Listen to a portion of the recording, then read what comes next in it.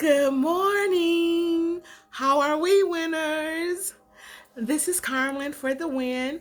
I am going to be uploading my second video for Black History Month in honor and celebration of Black History Month. And so I'm going to talk about a few things today really quick. I'm not going to belabor the time, but I want to start off with James Weldon B. Johnson. James Weldon B. Johnson was a lawyer, he was a diplomat, and he also was an executive secretary for the NAACP. He also was a poet. He has a brother whose name is John Weldon Johnson, well, James Johnson, and he was a music composer. And they together wrote and composed the music for the song Lift Every Voice and Sing, which is the national black anthem. And so I want to just give a quick little brief summary on Mr. James Weldon B. Johnson.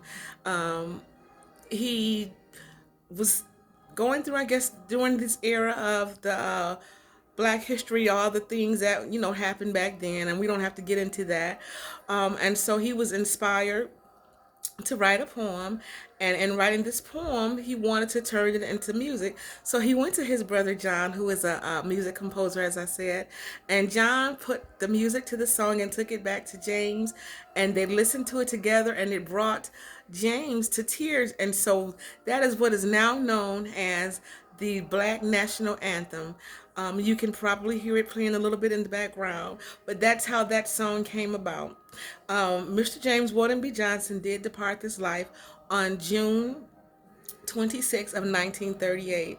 So I just wanted to pay homage to him, and then just make recognition of how that song came about and how he was instrumental in that, and actually wrote the lyrics to that. And he and his brother composed and put that music piece together. So thank you, Mr. James Weldon B. Johnson, and to your brother John.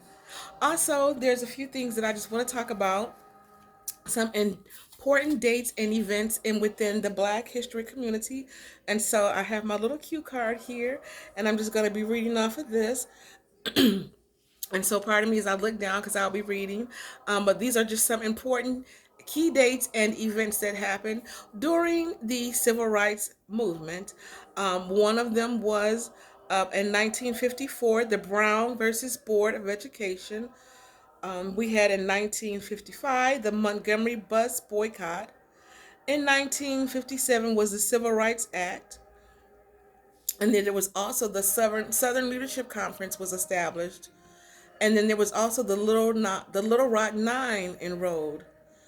We had in 1960 the Greensboro, North Carolina sit-in of the Civil Rights Act of 1960. In 1961, the President's Committee on Equal Employment Opportunity, Affirmative Action, and also Freedom Rides.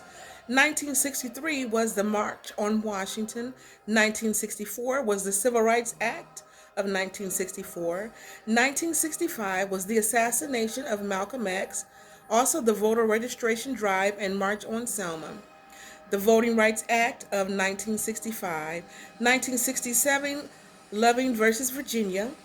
1968 was the assassination of Martin Luther King Jr. Sorry, you guys, that the camera was a little crooked there. I was trying to read and also see at the same time with this light. The other thing I want to talk about while we're still here in civil rights was the voting. Just talking about some of the events that I just spoke of. I'm going to just take a couple of them and just give a really quick synopsis or just an explanation of what that is. And it's one of them that I'm going to be going over is the Voting Rights Act. And I apologize about the light there. But the Voting Rights Act of 1965 banned discrimination and unfair rules in voting based on race. One other point that I would like to bring to the forefront was the Little Rock Nine. I did mention that just a second ago, and I apologize if you can't really see it. But what the Little Rock Nine, it was the integration of public schools which began, and the first 9 students that were enrolled in a formerly all-white school came to be called the Little Rock Nine. They attended Little Rock Central High School in Arkansas. So, winners, I just wanted to just come on again for my second week to bring to you just some information about the civil rights and Black history, and the reasons why we celebrate. Not that we think we're better than anyone else, but we appreciate the things that our forefathers and ancestors has done and what they participated in and how they fought for us. And so we just want to keep on enjoying those freedoms along with everyone else. And we love you guys, and we know that you love us. We hope that you love us. We hope that you can feel our love for you. So I just wanted to stop in again. Nothing special or spectacular, but just in celebration of Black History Month. Winners, because you are a winner, I know you're going to go ahead and have a great day. Today is also Super Bowl Sunday. So before I leave, I just want to say, go Chiefs.